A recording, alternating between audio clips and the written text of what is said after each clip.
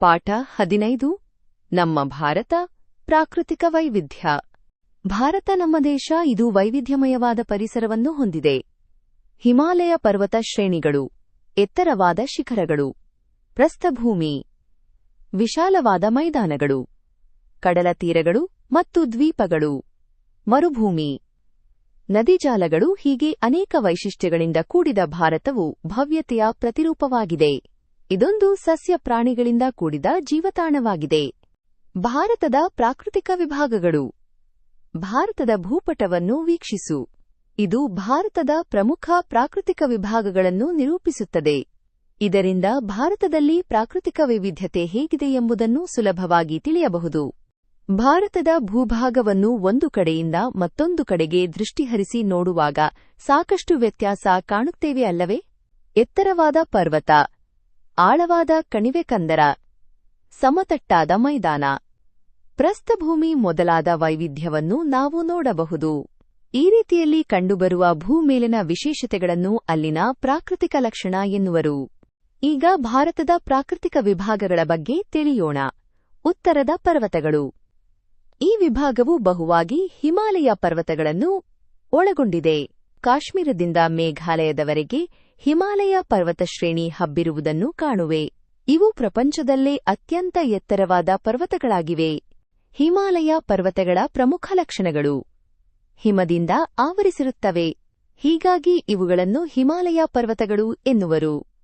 ಅತಿ ಎತ್ತರವಾದ ಶಿಖರಗಳನ್ನು ಹೊಂದಿರುತ್ತವೆ. ಇಲ್ಲಿ ಆಳವಾದ ಕಣಿವೆ ಮತ್ತು ಕಂದರಗಳಿರುತ್ತವೆ. ಹಿಮನದಿ ಮತ್ತು ಎತ್ತರವಾದ ಪರ್ವತ ಘಾಟಿಗಳಿಂದ ಕೂಡಿರುತ್ತವೆ. ಇಲ್ಲಿ ಬಿಸಿನೀರಿನ ಬುಗ್ಗೆಗಳಿವೆ. ವಿವಿಧ ಸಸ್ಯ ಪ್ರಾಣಿ ಪ್ರಭೇದಗಳನ್ನು ಹೊಂದಿವೆ. ಅನುಕೂಲಗಳು: ಅತಿ ಶೀತ ಪ್ರದೇಶವಾಗಿರುವ ಮಧ್ಯ ಏಷ್ಯಾದಿಂದ ಬೀಸಿಬರುವ ಶೀತಮಾರುತಗಳನ್ನು ಇವು ತಡೆಯುತ್ತವೆ. ಉತ್ತರ ಭಾರತದ ನದಿಗಳಿಗೆ ಉಗಮಸ್ಥಾನಗಳಾಗಿವೆ. ಮಾನ್ಸೂನ್ ಮಾರುತಗಳನ್ನು ತಡೆದು ಅಧಿಕ ಮಳೆಯಾಗಲು ಕಾರಣವಾಗಿವೆ. ಬೃಹತ್ ಗೋಡೆಯಂತೆ ಉತ್ತರದ ನೈಸರ್ಗಿಕ ಗಡಿಯಾಗಿದ್ದು ಪರಕೀಯರ ದಾಳಿಯನ್ನು ನಿಯಂತ್ರಿಸುತ್ತವೆ. ಉತ್ತರದ ಮೈದಾನಗಳು. ಮೈದಾನ ಎಂದಾಗ ಆಟದ ಮೈದಾನ ನೆನಪಾಗುತ್ತದೆ ಅಲ್ಲವೇ? ಆಟದ ಮೈದಾನ ನೋಡಲು ಸಮತಟ್ಟಾಗಿದ್ದು ವಿಶಾಲವಾಗಿರುತ್ತದೆ. ಆಟಕ್ಕೆ ಯಾವುದೇ ಅಡೆತಡೆ ಇರುವುದಿಲ್ಲ. ಹಾಗೆಯೇ ಹಿಮಾಲಯ ಪರ್ವತ ಸಾಲುಗಳ ದಕ್ಷಿಣ ಭಾಗದಲ್ಲಿ ಮೈದಾನಗಳಿವೆ. ಇವು ಅತಿ ವಿಶಾಲವಾದ, ಫಲವತ್ತಾದ ಹಾಗೂ ಸಮತಟ್ಟಾದ ಭೂಪ್ರದೇಶಗಳಾಗಿವೆ. ಪ್ರಾಕೃತಿಕ ವೈವಿಧ್ಯತೆಯು ಅಲ್ಲಿ ವಾಸಿಸುವ ಜನರ ಆಚಾರ ವಿಚಾರ ಮತ್ತು ಸಂಸ್ಕೃತಿಯ ಮೇಲೆ ಪ್ರಭಾವ ಬೀರುತ್ತದೆ. ಹರಪ್ಪ ನಾಗರಿಕತೆಯ ಹಲವು ನಗರಗಳು ನದಿ ದಂಡೆಯಲ್ಲಿ ನಿರ್ಮಾಣಗೊಂಡಿದ್ದವು. ಈಗಲೂ ಅನೇಕ ಐತಿಹಾಸಿಕ ಪ್ರಸಿದ್ಧ ನಗರ ಮತ್ತು ಯಾತ್ರಾ ಸ್ಥಳಗಳನ್ನು ಇಲ್ಲಿ ಕಾಣಬಹುದು. ವಾಸಕ್ಕೆ ಯೋಗ್ಯವಾದ ಬಹಳಷ್ಟು ಪರಿಸ್ಥಿತಿಗಳು ಇದ್ದ ಕಾರಣ ಉತ್ತರ ಭಾರತದ ಮೈದಾನದಲ್ಲಿ ವಿವಿಧ ಸಾಮ್ರಾಜ್ಯಗಳು ಆಳ್ವಿಕೆಯನ್ನು ನಡೆಸಿವೆ. ಉದಾಹರಣೆಗೆ ಮೌರ್ಯ, ಮೊಘಲ್ ಮತ್ತು ಗುಪ್ತ ಸಾಮ್ರಾಜ್ಯಗಳು. ಈ ಬಗ್ಗೆ ಮುಂದಿನ ತರಗತಿಗಳಲ್ಲಿ ತಿಳಿಯುವೆ. ವಾಸ್ತುಶಿಲ್ಪಗಳ ರಚನೆಗೆ ಮೈದಾನ ಪ್ರದೇಶಗಳು ಹೆಚ್ಚು ಸಹಕಾರಿ. ಇವು ಸಮತಟ್ಟಾಗಿರುವ ಕಾರಣ ವಿಶಾಲ ವಿನ್ಯಾಸದ ಕಟ್ಟಡಗಳ ನಿರ್ಮಾಣ ಸುಲಭ. ಪ್ರಕೃತಿದತ್ತವಾಗಿ ಆಯಾ ಭಾಗದಲ್ಲಿ ದೊರೆಯುವ ಮರಳು, ಲೋಹ, ವಿವಿಧ ಶಿಲೆಗಳು, ಮರಮುಟ್ಟುಗಳು, ಸಸ್ಯಜನ್ಯ ನಾರುಗಳು, ಮಣ್ಣು, ಯೋಗ್ಯವಾದ ನೆಲ, ಕುಶಲಕರ್ಮಿಗಳು ಮೊದಲಾದ ಸೌಲಭ್ಯಗಳು ವಾಸ್ತುಶಿಲ್ಪದ ಬೆಳವಣಿಗೆಗೆ ನೆರವು ನೀಡುತ್ತವೆ. ಉದಾಹರಣೆಗೆ ರಾಜಸ್ಥಾನದಲ್ಲಿ ವಿಶಾಲ ಅರಮನೆಗಳು ನಿರ್ಮಾಣಗೊಂಡಿವೆ. ಆಗ್ರಾದ ತಾಜಮಹಲ್ ಅಮೃತಶಿಲೆಯಿಂದ ರಚನೆಗೊಂಡಿದೆ. ಪರ್ಯಾಯ ಪ್ರಸ್ಥಭೂಮಿ. ಭೂಪಟದಲ್ಲಿ ನರ್ಮದಾ ನದಿಯನ್ನು ಗುರ್ತಿಸು. ನರ್ಮದಾ ಸೋನೆ ಸೀಳು ಕಣಿವೆಯು ಈ ಭೂಭಾಗವನ್ನು 2 ಭಾಗಗಳಾಗಿ ವಿಂಗಡಿಸುತ್ತದೆ. ಉತ್ತರದ ಭಾಗವನ್ನು ಮಾಳ್ವ ಪ್ರಸ್ಥಭೂಮಿ ಎಂದು, ದಕ್ಷಿಣ ಭಾಗವನ್ನು ದಖನ್ ಪ್ರಸ್ಥಭೂಮಿ ಎಂದು ಕರೆಯುತ್ತಾರೆ. ಮಾಳ್ವ ಪ್ರಸ್ಥಭೂಮಿಯ ಉತ್ತರದಲ್ಲಿ ಅರಾವಳಿ ಮತ್ತು ದಕ್ಷಿಣದಲ್ಲಿ ವಿಂಧ್ಯ ಪರ್ವತಗಳಿವೆ. ಗುರುಶಿಖರ ಎಂಬುದು ಅರಾವಳಿ ಸರಣಿಯ ಅತಿ ಎತ್ತರದ ಶಿಖರ. ದಖನ್ ಪ್ರಸ್ಥಭೂಮಿಯ ಉತ್ತರದಲ್ಲಿ ಸಾತ್ಪುರ, ಮೈಕೇಲ, ರಾಜಮಹಲ್, ಅಮರಕಂಟಕ ಮುಂತಾದ ಶ್ರೇಣಿಗಳಿವೆ. ಪಶ್ಚಿಮದಲ್ಲಿ ಪಶ್ಚಿಮ ಘಟ್ಟಗಳು ಮತ್ತು ಪೂರ್ವದಲ್ಲಿ ಪೂರ್ವ ಘಟ್ಟಗಳಿವೆ. ಪಶ್ಚಿಮ ಘಟ್ಟಗಳ ದಕ್ಷಿಣಕ್ಕೆ ಅಣ್ಣಾಮಲೈ, ಪಳನಿ ಮತ್ತು ಕಾರ್ಡಮಮ್ ಬೆಟ್ಟಗಳಿವೆ. ಪಶ್ಚಿಮ ಮತ್ತು ಪೂರ್ವ ಘಟ್ಟಗಳು ನೀಲಗಿರಿ ಬೆಟ್ಟಗಳಲ್ಲಿ ಕೂಡುತ್ತವೆ. ಇಲ್ಲಿ ಉದಕಮಂಡಲ ಎಂಬ ಪ್ರಸಿದ್ಧ ಗಿರಿಧಾಮವಿದೆ. ಪಶ್ಚಿಮ ಘಟ್ಟಗಳಲ್ಲಿ ದಕ್ಷಿಣ ಭಾರತದ ಹಲವು ನದಿಗಳು ಉಗಮಿಸುತ್ತವೆ. ಪ್ರಸ್ಥಭೂಮಿಯ ಪ್ರಮುಖ ಲಕ್ಷಣಗಳು: ಪ್ರಸ್ಥಭೂಮಿಯು ಸುತ್ತಮುತ್ತಲಿನ ಪ್ರದೇಶಗಳಿಗಿಂತ ಎತ್ತರವಾಗಿದ್ದು ಮೇಲ್ಭಾಗದಲ್ಲಿ ಸಮತಟ್ಟಾಗಿರುವ ಹಾಗೂ ಕಡಿದಾದ ಬದಿಗಳನ್ನುಳ್ಳ ಭೂಪ್ರದೇಶವನ್ನು ಹೊಂದಿರುತ್ತದೆ. ಈ ಭೂಭಾಗವು ಸಾಕಷ್ಟು ವಿಶಾಲವಾಗಿದ್ದು ಸಮತಟ್ಟಾಗಿರುತ್ತದೆ. ದಖನ್ ಪ್ರಸ್ಥಭೂಮಿಯು ಭಾರತದ ಅತಿದೊಡ್ಡ ಪ್ರಸ್ಥಭೂಮಿಯಾಗಿದೆ. ಇದು ಪುರಾತನ ಗಟ್ಟಿಶಿಲೆಗಳಿಂದ ರಚನೆಯಾಗಿದೆ. ಪರ್ಯಾಯ ಪ್ರಸ್ಥಭೂಮಿಯು ಸಮೃದ್ಧ ಖನಿಜ ಸಂಪತ್ತನ್ನು ಹೊಂದಿದೆ. ಇಲ್ಲಿ ಹರಿಯುವ ನದಿಗಳು ಬೆಳೆಗಳನ್ನು ಬೆಳೆಯಲು ಸಹಕಾರಿಯಾಗಿವೆ. ಇಲ್ಲಿ ಜಲಪಾತಗಳಿದ್ದು ಜಲವಿದ್ಯುತ್ ತಯಾರಿಕೆಗೆ ಇವು ಉಪಯುಕ್ತವಾಗಿವೆ. ಕೃಷಿ, ಪ್ರಾಣಿ ಸಾಕಣೆ ಮತ್ತು ಕೈಗಾರಿಕೆಗೆ ಅನುಕೂಲಕರವಾಗಿವೆ. ಪರ್ಯಾಯ ಪ್ರಸ್ಥಭೂಮಿಗಳಲ್ಲಿಯೂ ಅನೇಕ ಸಾಮ್ರಾಜ್ಯಗಳು ತಮ್ಮ ಆಳ್ವಿಕೆಯನ್ನು ನಡೆಸಿವೆ. ರಾಷ್ಟ್ರಕೂಟ, ಚಾಲುಕ್ಯ, ಹೊಯ್ಸಳ, ವಿಜಯನಗರ, ಕದಂಬ, ಗಂಗರು ಹಾಗೂ ಬಹಮನಿ ಸುಲ್ತಾನ ಸಾಮ್ರಾಜ್ಯಗಳು ಈ ಭಾಗದಲ್ಲಿ ತಮ್ಮ ಸಾಮ್ರಾಜ್ಯವನ್ನು ಸ್ಥಾಪಿಸಿದ್ದವು. ಕರಾವಳಿ ಮೈದಾನಗಳು. ಈಗ ಕಡಲ ತೀರದ ಪರಿಚಯ ಮಾಡಿಕೊಳ್ಳೋಣ. ಸಮುದ್ರದ ಅಂಚಿಗೆ ಚಾಚಿಕೊಂಡಿರುವ ತಗ್ಗಾದ ಭೂಪ್ರದೇಶವನ್ನು ಕರಾವಳಿ ಮೈದಾನ ಎನ್ನುವರು.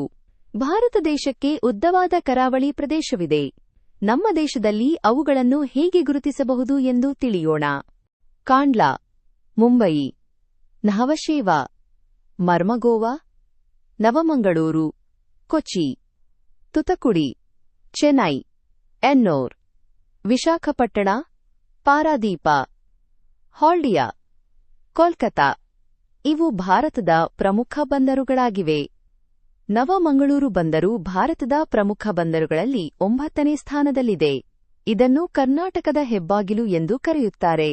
ಕರಾವಳಿ ಪ್ರದೇಶದ ಪ್ರಮುಖ ಲಕ್ಷಣಗಳು. ಮೀನುಗಾರಿಕೆ ಇಲ್ಲಿನ ಜನರ ಪ್ರಮುಖ ಕಸಬು. ಬಹುತೇಕ ಜನರು ಮೀನು ಮತ್ತು ಸೀಗಡಿಯನ್ನು ತಮ್ಮ ಆಹಾರ ಪದಾರ್ಥವಾಗಿ ಬಳಸುತ್ತಾರೆ. ಬಸಳೆ ಸೊಪ್ಪು, ತೊಂಡೆಕಾಯಿ, ಸಾಂಬಾರ್ ಸೌತೆ ಮತ್ತು ಅಲಸಂದೆ ಇವುಗಳನ್ನು ಸಹ ಆಹಾರವಾಗಿ ಬಳಸುತ್ತಾರೆ. ಭತ್ತ, ಅಡಿಕೆ, ಗೇರು, ಏಲಕ್ಕಿ, ನೇಂದ್ರ, ಚಂದ್ರಬಾಳೆ ಮತ್ತು ತರಕಾರಿ ಬೆಳೆಗಳನ್ನು ಇಲ್ಲಿ ಕಾಣಬಹುದು. ಕುಚುಲಕ್ಕಿಯ ಸೇವನೆ ಇಲ್ಲಿ ಜನಪ್ರಿಯವಾಗಿದೆ. ಅತಿ ಮಳೆಯ ಕಾರಣವಾಗಿ ಇಳಿಜಾರು ವಿನ್ಯಾಸದ ಮನೆಗಳ ಮೇಲ್ಛಾವಣಿಗಳು ಇಲ್ಲಿ ಸಾಮಾನ್ಯ. ಭಾರತದ ಮರುಭೂಮಿ. ಬಹುತೇಕವಾಗಿ ಮರುಭೂಮಿಯನ್ನು ನಾವು ರಾಜಸ್ಥಾನದಲ್ಲಿ ಕಾಣಬಹುದು. ಈ ಭಾಗದ ಮರುಭೂಮಿಯನ್ನು ಥಾರ್ ಮರುಭೂಮಿ ಎಂದು ಕರೆಯುತ್ತಾರೆ. ಮರುಭೂಮಿಯ ಲಕ್ಷಣಗಳು. ಮರುಭೂಮಿಯು ವಿಸ್ತಾರವಾದ ಶುಷ್ಕ ಪ್ರದೇಶವಾಗಿದ್ದು ಮರಳುಮಯವಾಗಿರುತ್ತದೆ. ಬಿಸಿಲಿನ ತಾಪವಿದ್ದು ಯಾವಾಗಲೂ ಇಲ್ಲಿ ಒಣ ಹವೆ ಇರುತ್ತದೆ. ಇಲ್ಲಿ ನೀರಿನ ಕೊರತೆಯಿದೆ. ಅಂತರ್ಜಲದ ಒರತೆಯು ಚಿಲುಮೆ ರೂಪದಲ್ಲಿ ಕಂಡುಬರುವುದನ್ನು ಓಯಸಿಸ್ ಎಂದು ಕರೆಯುತ್ತಾರೆ. ಇಲ್ಲಿ ಸಾಮಾನ್ಯವಾಗಿ ದೀರ್ಘಕಾಲ ಬರಗಾಲ ನಿಭಾಯಿಸಬಲ್ಲ ಕುರುಚಲು ಸಸ್ಯ, ಪಾಪಸ್ ಕಳ್ಳಿಯಂತಹ ಮುಳ್ಳಿನ ಗಿಡಗಳು, ಕತ್ತಾಳೆ ಜಾಲಿ ಗಿಡಗಳು ಕಂಡುಬರುತ್ತವೆ. ಥಾರ್ ಮರುಭೂಮಿಯ ಪೂರ್ವದ ಅಂಚಿನಲ್ಲಿ ಅರಾವಳಿ ಪರ್ವತಗಳು ಹರಡಿವೆ. ಇವು ಪೂರ್ವದಿಂದ ಬೀಸಿಬರುವ ಮಾರುತಗಳನ್ನು ತಡೆಯುವುದರಿಂದ ಇಲ್ಲಿ ಮಳೆಯ ಕೊರತೆಯಿದೆ. ಆದ್ದರಿಂದ ಈ ಭಾಗವು ಶುಷ್ಕವಾಗಿರುತ್ತದೆ. ಒಣಹವೆ ಮತ್ತು ಸೂರ್ಯನ ತಾಪವು ನೆತ್ತಿಯನ್ನು ಸುಡುತ್ತದೆ. ಇಲ್ಲಿಯ ಜನರು ಪೇಟದಂತೆ ತಮ್ಮ ತಲೆಗೆ ಸುತ್ತಿಕೊಳ್ಳುವ ದೊಡ್ಡದಾದ ರುಮಾಲುಗಳು ಬಿಸಿಲಿನ ಝಳವನ್ನು ಬಹುಮಟ್ಟಿಗೆ ನೀಗಿಸುವುವು. ನೀರಿನ ಕೊರತೆ ಮತ್ತು ಬಿಸಿಲಿನ ತಾಪಗಳು ಮರುಭೂಮಿಯ ಪ್ರಾಣಿಗಳ ದೇಹ ರಚನೆಯನ್ನು ನಿರ್ಧರಿಸುತ್ತವೆ.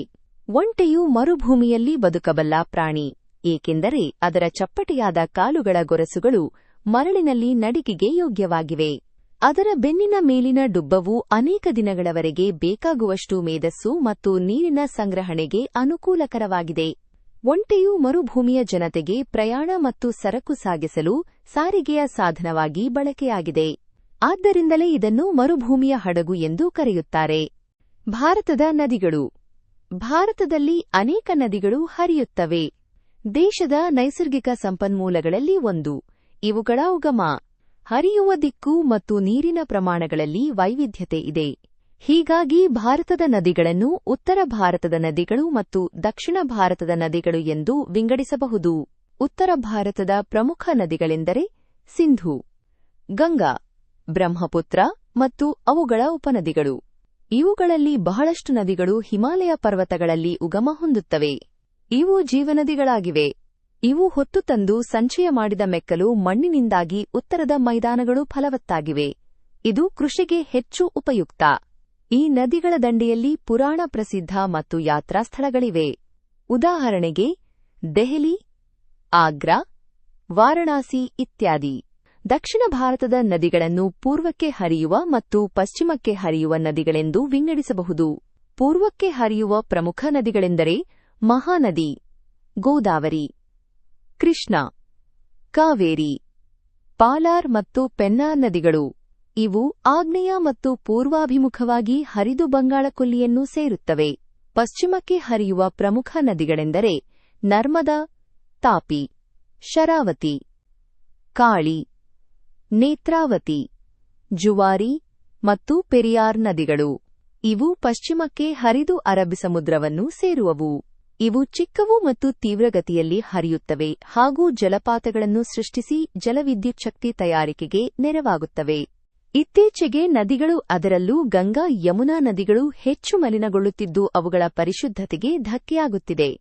ಭಾರತದಲ್ಲಿ ಉಷ್ಣವಲಯದ ಮಾನ್ಸೂನ್ ವಿಧದ ವಾಯುಗುಣವಿದೆ. ಮಾನ್ಸೂನ್ ಪದವು ಅರಬ್ ಭಾಷೆಯ ಮೌಸಿಮ್ ಶಬ್ದದಿಂದ ಬಂದಿದೆ. ಮೌಸಿಮ್ ಎಂದರೆ ಋತುಕಾಲಿಕ ಎಂದರ್ಥ. ಅಂದರೆ ಭಾರತದ ವಾಯುಗುಣವು ಒಂದು ಋತುವಿನಿಂದ ಮತ್ತೊಂದು ಋತುವಿಗೆ ಬದಲಾಗುವುದೇ ವಿಶೇಷ. ಹೀಗಾಗಿ ಭಾರತದಲ್ಲಿ ವೈವಿಧ್ಯತೆಯಿಂದ ಕೂಡಿದ ವಾಯುಗುಣವನ್ನು ಕಾಣಬಹುದು. ಚಳಿಗಾಲ, ಬೇಸಿಗೆ ಕಾಲ, ನೈಋತ್ಯ ಮಾನ್ಸೂನ್ ಮಾರುತಗಳ ಕಾಲ ಮತ್ತು ಮಾನ್ಸೂನ್ ಮಾರುತಗಳ ನಿರ್ಗಮನ ಕಾಲದ ಋತುಗಳು ನಮ್ಮ ಅನುಭವಕ್ಕೆ ಬರುತ್ತವೆ. ದಿನದ ಹವಾಗುಣದಲ್ಲಿ ಒಮ್ಮೊಮ್ಮೆ ತಂಪು ಎನಿಸಿದರೆ ಮತ್ತೊಮ್ಮೆ ಬಿಸಿ ಎನಿಸುತ್ತದೆ. ಕೆಲವೊಮ್ಮೆ ಮೋಡ ಮುಸುಕಿರುತ್ತದೆ.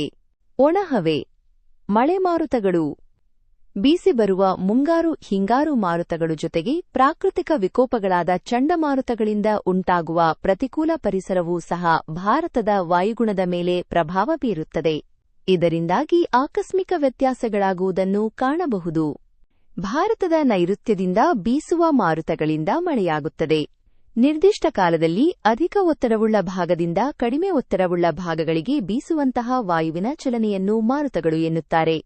ಒಂದು ಋತುವಿನಿಂದ ಮತ್ತೊಂದು ಋತುವಿಗೆ ದಿಕ್ಕನ್ನು ಬದಲಿಸಿಕೊಂಡು ಬೀಸುವ ಮಾರುಗಳಿಗೆ ಋತುಕಾಲಿಕ ಮಾರುತಗಳು ಎನ್ನುವರು. ಉದಾಹರಣೆಗೆ ಮಾನ್ಸೂನ್ ಮಾರುತಗಳು.